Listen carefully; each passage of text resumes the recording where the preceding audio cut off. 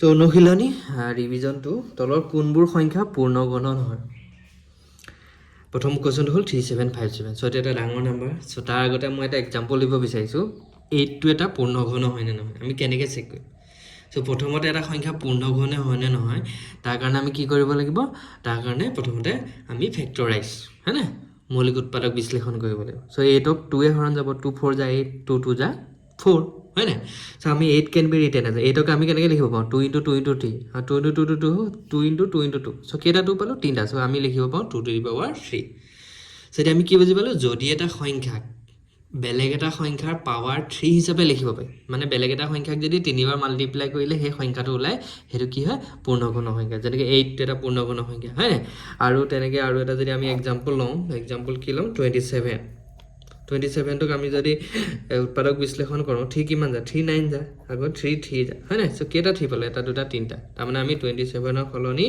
আমি 27 ক কেনেকৈ লিখিব পাওঁ 3 * 3 * 3 সো ঠিক তিনিবাৰ মাল্টিপ্লাই কৰিলে 27 হ'ব যেতিয়া কিবা এটা সংখ্যা তিনিবাৰ মাল্টিপ্লাই কৰিলে সেই সংখ্যাটো যেটো সংখ্যা ওলাব হয় না কিবা এটা সংখ্যাক যদি আমি তিনিবাৰ মাল্টিপ্লাই কৰিলে যোনটো সংখ্যা ওলাব হেতু কি হ'ব ঘন সংখ্যা হ'ব মানে 27 এটা ঘন সংখ্যা বিকজ তিনিবাৰ মাল্টিপ্লাই কৰিলে আমি 27 পাম সো 3 to the power কি হ'ব 3 হ'ব সো এতিয়া আমি চেক কৰিম এই নাম্বাৰটো পূৰ্ণঘন হয় নে নহয় হয় না তো তাৰ কাৰণে প্ৰথমতে কি ল'ব লাগিব মৌলিক উৎপাদক গিটা ল'ব লাগিব ঠিক আছে সো মৌলিক উৎপাদক বিশ্লেষণ কৰিব লাগিব তাৰপিছত আমি চাব লাগিব মৌলিক উৎপাদক বিলাকৰ তিনটা গ্ৰুপত আছে না যদি তিনটাকে থাকে তেতিয়া কি হ'ব পূৰ্ণঘন হ'ব সো 3757 মানে 3757 টো আমি কোনোবা এটা সংখ্যাৰ পাৱাৰ 3 হিচাপে লিখিব পাও না ন কিবা এটা সংখ্যাক তিনিবাৰ মাল্টিপ্লাই কৰিলে 3757 টো আহিব নে নাই সো এটা চাব লাগিব হয় না এটা 3757 সো আমি কি কৰিব লাগিব মৌলিক উৎপাদক বিশ্লেষণ কৰিব লাগিব সো তাৰ কাৰণে প্ৰথমতে আমি 2 এ ডিভাইড হয় না চাব লাগিব সো যেহেতু লাষ্টত কি আছে 7 থাকিলে 2 এ কেতিয়াও ডিভাইড নহয় আমি আগৰ ভিডিওত অলৰেডি এখিনি ডিসকাস কৰা আছে তাৰপিছত 3 এ ডিভাইড হয় না নহয় কেনেকৈ চাবা 3 + 7 10 10 + 5 15 15 + 7 কি 22 আমি গোটেই অংককেইটা প্লাস কৰি 22 পালো সো যেতিয়া অংককেইটা প্লাস কৰি যেটো সংখ্যা পাম সেই সংখ্যাটো যদি 3 এ ডিভাইড নহয় এই গোটেই নাম্বাৰটো 3 এ ডিভাইড নহয় তাৰপিছত 5 এ নহব হয় না অকল মৌলিক সংখ্যা চাব লাগিব 3 পিছত 5 এটো লাষ্টত 7 থাকিলে 5 এ কেতিয়াও ডিভাইড নাযায় তাৰপিছত আমি 7 ৰ সংখ্যাটো ডিভাইড নাযায় হয় না তাৰপিছত 7 এ নগলে আমি 11 ও ডিভাইড নাযায় হ্যাঁ সো এই সংখ্যাটো কিহে ডিভাইড যাব 13 এ ডিভাইড যাব সো কিহে ডিভাইড যাব 13 এ হ্যাঁ মই কেনেকৈ কমলো মই কৰি চাইছিলো ঠিক আছে তোমালোকে এনেকৈ কৰি চাব মানে এবাৰ দুবাৰ কৰিলে মনত থাকি যাব ঠিক আছে যে 13 এ মই ডিভাইড কৰি দেখাম 13 এ 3757 7 ক কি কৰিব লাগে ডিভাইড কৰিব লাগে সো 13 কিমান যা যদি নোৱাৰা এনেকৈ কৰি ল'বা হয় না 13 কিমান যা 13 2 যা 26 হয় না এটা 7 পৰা 6 গলে 1 হ'ব তাৰপিছত 3 পৰা 2 গলে কি হ'ব 1 আৰু 5 তললে কি হ'ব নামি আহিব হয় না সো 13 8 যা 104 13 ৰ টেবুলখন জানিব লাগিব নহলে সাইডত মাল্টিপ্লাই কৰি ল'বা ঠিক আছে 13 8 যা 10 কি হ'ব 4 হ'ব তাৰপিছত 5 পৰা 4 গলে 1 এটো 1 পৰা 0 গলে কি হ'ব 1 তাৰপিছত লাষ্টত আৰু কি আছে 7 থাকি আছে হয় না সো 13 কিমান যা 13 9 যা 117 সো আমি গম পালো 13 এর সংখ্যাটো ডিভাইড যায় 13 কিমান যা 13 2 8 9 হয় না সো আকৌ আমি ফেক্টৰাইজ কৰিব লাগিব যেতিয়ালৈকে মানে মৌলিক সংখ্যা হৰণ হৈ থাকে তেতিয়ালৈকে কৰি থাকিব লাগিব আকৌ এই সংখ্যাটো 289 এই সংখ্যাটো 13 এ নাযায় এটা আমি জানো 17 যা 17 যা है ना 17 যা 289 বিকজ আমি বৰ্গ সংখ্যা গিটা 1 পৰা 20 লৈকে মনত ৰাখি থোৱাটো ভাল হয় না এতিয়া আমি কি পালো 3757 ইকুৱেল কি পালো 13 * 17 * 17 है ना সো এটো আমি 13 ৰো 13 এটাহে পালো 17 কেটা পালো দুটা পালো সো আমি ঘন সংখ্যা হ'বলৈ হলে কি হ'ব লাগিব 13 তিনটা লাগিব নহলে 13 ও তিনটা লাগিব 17 ও তিনটা লাগিব এটা 13 আছে এটা আৰু 17 আছে দুটা সো এটো কেতিয়াও ঘন সংখ্যা হ'ব নহয় বিকজ আমি কি হলো মৌলিক উৎপাদক বিলাকৰ তিনটা গ্ৰুপ কে লাগিব তেতিয়াহে আমি কি ঘন সংখ্যা হয় না নহয় ক'ব পাৰিম এটা 8 টো ঘন সংখ্যা হয় বিকজ 2 কেটা আছে তিনটা আছে ইয়াত আমি কি মৌলিক উৎপাদক 13 আছে 17 আছে কিন্তু 13 কেটা আছে এটা আছে আৰু 17 কেটা আছে দুটা আছে গতি 17 ৰ পাৱাৰ 2 হে হ'ব 13 ৰ পাৱাৰ 1 হ'ব কি কয় আমাক এটা ঘন সংখ্যা হ'বলৈ হলে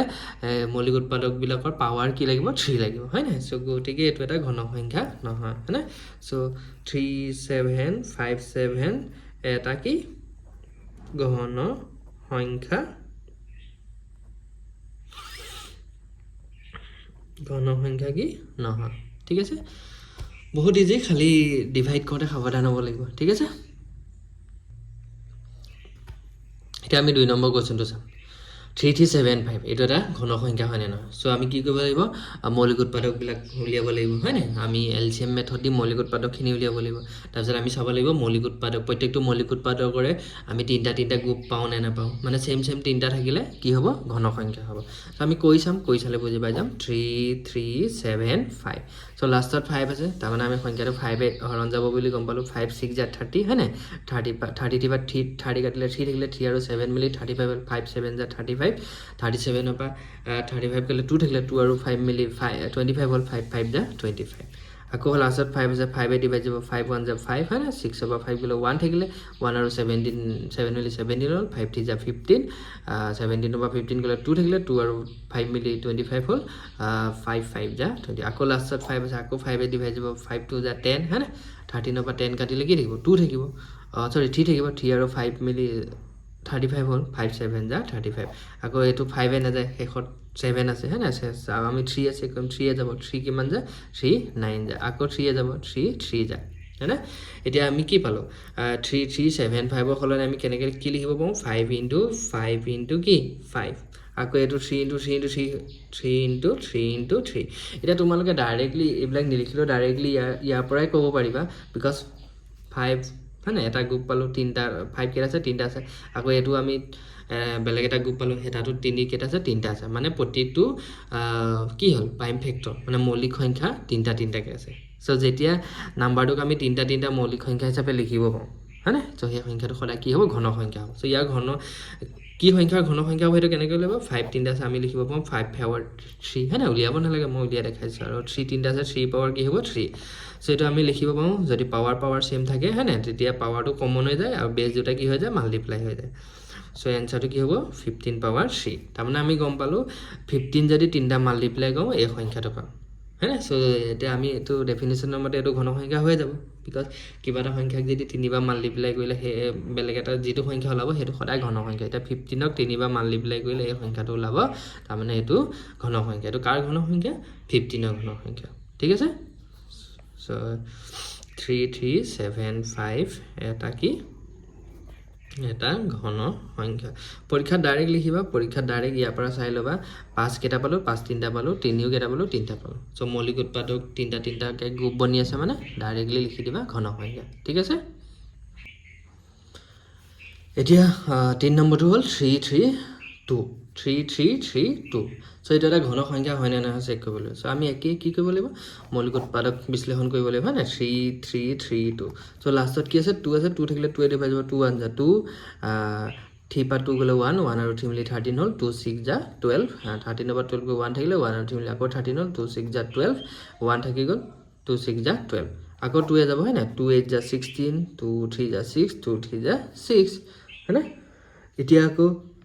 2 এ নাযায় লাষ্টত 3 আছে এতিয়া আমি কিহে চেক কৰিব লাগিব 3 এ যাব নে নাযায় কেনেকৈ গম পাবা গোটেইকেইটা প্লাছ কৰিছোঁ 8 + 3 11 11 + 3 কিমান 14 ক 3 এ নাযায় তাৰমানে সংখ্যাটো 3 এ নাযায় তো 3 এ নগ'লে 5 লাষ্টত 5 নাই বা 0 নাই সেইটো কাৰণে 5 এ নাযাবই হয়নে সো 5 এ নগ'লে 7 এ যাব 7 এ যাব 7 1 যা 7 8 পৰা 7 গ'লে 1 থাকিলে 1 আৰু 3 মিলি 13 হ'ল 7 1 যা আকৌ 7 হয়নে 7 1 যা 7 13 পৰা 7 গ'লে 6 থাকিলে 6 আৰু 3 মিলি 60 হ'ল 7 9 যা 63 হয়নে এতিয়া 119 আকৌ এইটো 7 এ যাব হয়নে 7 কিমান যা 7 1 যা 7 ঠিক আছে 11 পৰা 7 গ'লে 4 থাকিলে 4 আৰু 9 মিলি কি হ'ল 49 সো 7 7 যা 49 এতিয়া 7টো এটা মৌলিক সংখ্যা হয়নে চাও ফেক্টৰাইজ কৰিব নোৱাৰি গতিকে আমি এতিয়া চাম মৌলিক উৎপাদকবিলাক 3টাকৈ আছে নাই এতিয়া 2 কেইটা আছে 2 দুটাহে আছে হয় না যিকোনো এটা 2টা থাকিলেই সেইটো ডাইৰেক্টলি কি ঘন সংখ্যা নহ'ব বিকজ আমি কি প্ৰতিটো মৌলিক সংখ্যাকে কেইটা লাগিব 3টাকৈ লাগিব প্ৰতিটো মৌলিক ফেক্টৰ 3টা লাগিব এতিয়া 7 দুটাহে আছে 17 এটা আছে গতিকে এইটো আমি কি বুলি ক'ব পাৰোঁ ডাইৰেক্টলি আমি ফেক্টৰাইজখিনি চাই আমি ক'ব পাৰোঁ 2 দুটা আছে মানে ডাইৰেক্টলি আমি লিখি দিব পাৰোঁ মৌলিক কি ঘন সংখ্যা নহয় সো এইটো এটা কি এতেকে ঘন সংখ্যা নহয় বাকীবিলাক নেচালেও হ'ব 2 দুটা পালোঁ যিহেতু যিকোনো এটা মৌলিক সংখ্যা যদি আমি 3টা নাপাওঁ ডাইৰেক্টলি আমি ক'ব পাৰিম ঘন সংখ্যা নহয় ঠিক আছে এটা 4 নম্বৰ কুৱেশ্যনটো কি হ'ল 4096 সো এইটো এটা ঘন সংখ্যা হয় নে নহয় আমি পূৰ্ণ ঘন হয় নে নহয় চেক কৰিব লাগিব সো একে মেথড প্ৰথমতে আমি মৌলিক উৎপাদক বিশ্লেষণ কৰিব লাগিব 4096 শেষত 6 আছে সো শেষত 6 থাকিলে সদায় 2 এ ডিভাইড যাব 2 2 যা 4 2 0 যা 0 2 4 যা 8 9 বাইট গলে 1 থাকিলে 1 আৰু 16 হ'ল 2 8 যা 16 হয় না আকৌ 2 এ কৰিব পাৰিম 2 1 যা 2 2 0 যা 0 2 2 যা 4 2 4 যা 8 হয় না সো আকৌ শেষত 4 আছে মানে আকৌ কৰিব পাৰিম 2 5 যা 10 2 1 যা 2 2 2 যা 4 আকৌ 2 আছে আকৌ 2 এ কৰিব পাৰিম 2 2 যা 4 2 2 যা 4 হয় না 5 4 1 1 আৰু 1 মিলি 11 2 5 যা 10 11 পৰা 1 গলে 1 থাকিলে 11 পৰা 10 গলে 1 থাকিলে 1 আৰু 2 মিলি 12 2 6 যা 12 আকৌ 2 এ কৰিব পাৰি হয় না 2 1 যা 2 2 2 যা 4 5 পৰা 4 গল 1 1 আৰু 6 16 2 8 যা 16 আকৌ 2 এ কৰিব পাৰি 2 6 যা কিমান 12 2 4 যা 8 সো যেতিয়ালৈকে যায় কৰি থাকিব লাগিব 2 কিমান যায় 32 যায় হয় না আকৌ 2 এ যাব 2 16 যায় আকৌ কি হে যাব 2 যাব 2 8 যায় হয় না আকৌ 2 কিমান যায় 4 যায় আকৌ 2 কিমান যায় 2 যায় সো আমি এতিয়া চাম তিনটাকে গ্ৰুপ বনাব পাৰি নে নাই সো এই তিনটা মিলি এটা গ্ৰুপ হ'ল এই তিনটা মিলি এটা গ্ৰুপ হ'ল এই তিনটা মিলি এটা গ্ৰুপ হ'ল এই তিনটা মিলি এটা গ্ৰুপ হ'ল গতিকে আমি কি কৰিব পাৰোঁ ডাইৰেক্টলি ক'ব পাৰোঁ এইটো এটা পূৰ্ণ ঘন সংখ্যা বিকজ প্ৰতিটো টুকে আমি কি তিনটাকে গ্ৰুপ বনাব পাৰিলোঁ হয় নাই তিনটা টোটেল কেইটা গ্ৰুপ এটা গ্ৰুপ দুটা গ্ৰুপ তিনটা গ্ৰুপ চাৰিটা গ্ৰুপ কাৰণ এই তিনটা মিলি 2 পাৱাৰ 3 হ'ব এই তিনটা মিলি 2 পাৱাৰ 3 হ'ব এই তিনটা মিলি 2 পাৱাৰ 3 হ'ব আৰু এই তিনটা মিলি 2 পাৱাৰ কি হ'ব 3 হ'ব তাৰমানে এইটো আমি লিখিব পাৰোঁ 2 power 3 into 2 power 3 into 2 power 3 into কি 2 power 3 এটা গোটেই কিটা 2 এর পাওয়ার কি আছে 3 আছে 3 তো যদি আমি কমন লওঁ মানে পাওয়ার এটা হৈ যাব তলত থকা কিটা মাল্টিপ্লাই হৈ যাব 2 into 2 into 2 into 2 হয় না to the 4 to the 8 8 to the 16 so 16 power তাৰ মানে আমি 16 ক যদি তিনিবাৰ মাল্টিপ্লাই কৰোঁ 4096 পাম হয় না গতিকে এটো এটা কি হ'ব ঘন সংখ্যা হ'ব ঘন সংখ্যা কি হয় ঠিক আছে so very easy so thank you